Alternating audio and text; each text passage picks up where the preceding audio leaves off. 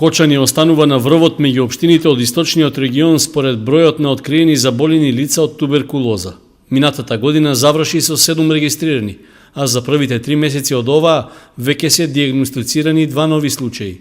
Со таквите податоци, во споредба со соседните, нашата општина и понатаму го држи неславниот примат, бидејќи лани само по едно заболено лице имало во соседните Штип и Делчево.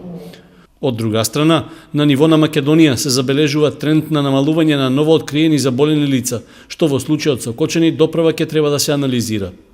На одбележувањето на 24 март, светскиот ден на борбата против туберкулозата, министерот за здравство Никола Тодоров рече дека со подршка од грант од Глобалниот фонд за борба против ХИВ, СИДА, туберкулоза и маларија, се создаваат услови за подобра контрола на болеста. По Националната референтна лабораторија за туберкулоза се уведени 2 брзи молекуларни тестови, исто така за кои што имавме можност да информираме јавноста.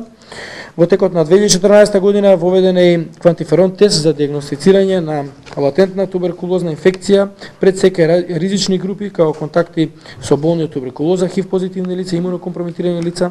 Пад на бројот на заболени има кај децата под 14 годишна возраст, бидејќи лани само 19 деца заболеле од туберкулоза.